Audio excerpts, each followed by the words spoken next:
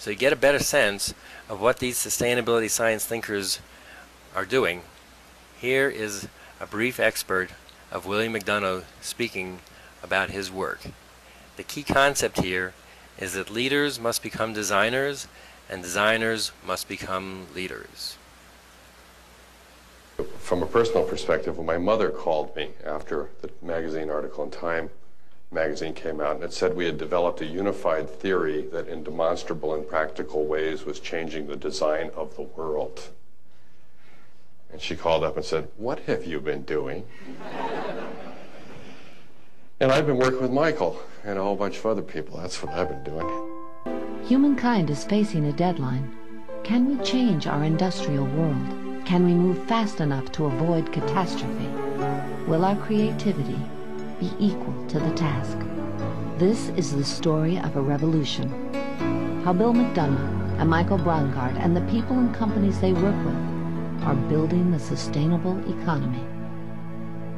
If we look at Peter Senge at the Sloan School of Management, where he asked leaders who is the leader on a ship crossing the ocean, the answers he gets, as you can imagine, are captain and navigator and helmsman and so on. But his response is, no, it's the designer of the ship, because you could be the best captain in the world, but if the ship isn't designed to be seaworthy and you find yourself in a storm, you're going down. Then designers must become leaders, and leaders must become designers. So what's the material choice in the book? Imagine the first industrial revolution as a design assignment. I'd be asking you to create a system that puts billions of pounds of highly hazardous toxic material into your soil, air, and water. It measures prosperity by how much natural capital you can cut down, dig up, bury, burn, or otherwise destroy. It measures progress by your number of smokestacks, and if you're especially proud, put your names on them. It measures productivity by how few people are working. It requires thousands of complex regulations to keep you from killing each other too quickly. Destroys biological and cultural diversity at every turn. And while you're at it, do a few things that are so highly toxic, like nuclear isotopes, that require thousands of generations to maintain constant vigilance while living in terror. Can you do this for me? Thomas Jefferson, the founder of the University of Virginia. Clearly he saw himself as a designer. All you need to do is go to his home, which he designed, Monticello, solar-powered home. It's quite astonishing. It's also interesting to go look at his tombstone. He designed it, and on it, he only recorded the things he designed. Thomas Jefferson, author of the Declaration of American Independence, Statute of Virginia for Religious Freedom, and father of the University of Virginia. It only records his legacies, not his activities. There's absolutely no mention of having been president of the United States. He's recording the things that he designed and left behind for future generations. What would the design assignment for a sustainable economy look like? For answers, Bill McDonough turned to nature's operating system. Bill McDonough focuses on the business connection to the environment and how to design a more sustainable business environmental system.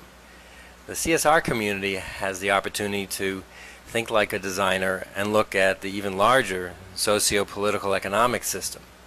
Imagine the CSR movement operating as a design exercise. What could our movement accomplish as a whole that goes beyond improving the parts, that looks at the larger design of our society, goes beyond looking at the environment, labor relations, and human rights separately, but looks at how they are all integrated and how other aspects of society are integrated into a whole system?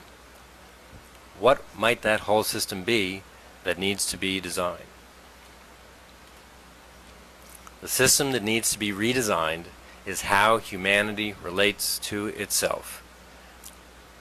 At the end of the G8 summit, this political cartoon was published showing that as we are all concerned about the environment, what President Bush and President Putin wound up doing was basically restarting the Cold War. In our continuing effort to counteract global warming, says President Bush, we have decided to bring back the Cold War, says President Putin. This points to the larger challenge of our system. If we really are one global community, and we are one human family, the design question I suggest is, how would we ideally like to live together? There are two UN initiatives that can help us answer that question. One is the Millennium Development Goals, where 2015 is the deadline, and where goal number 8 speaks of not specific numeric targets on one part of our world problem. It speaks to developing a global partnership for development. This would be a permanent structure. And the Decade of Education for Sustainable Development, which ends in 2014, talks about educating people, all people, not just children, in a way that will encourage changes in behavior that will create a more sustainable future in terms of environmental integrity, economic viability, and a just society for present and future generations. What if the CSR community, in how it interacts with the Millennium Development Goals and the Decade of Education for Sustainable Development, to the extent that we interact with those two initiatives at all, were to combine our efforts in one systemic approach? What if the CSR community influenced the nature of that global partnership for development that's targeted for 2015, so the entire human family develops physically, intellectually, and ethically by learning what it needs to learn and unlearning what it needs to unlearn, so that that partnership can transform our human family from one that is at war with itself to a family living in peace. Here's one thing we need to unlearn. Although it was the true nature of reality for thousands and thousands of years, we no longer live in a scarcity of resources world.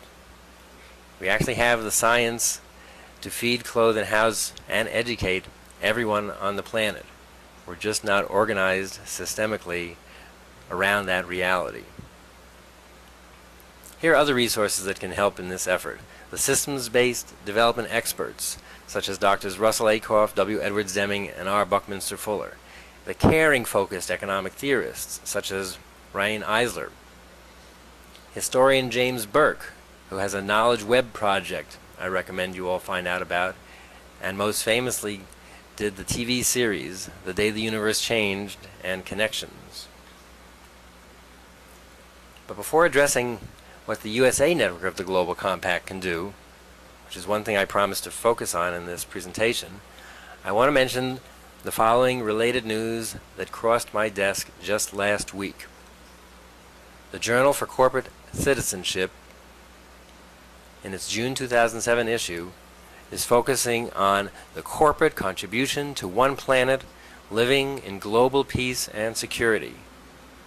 So I'm not the only one who knows we need to focus on the larger issues of war and peace. What they say in this special issue are, there are common threads and themes about how businesses can contribute to peace and security and to what we are calling, after Hungarian political economist Karl Polanyi, the next great transformation.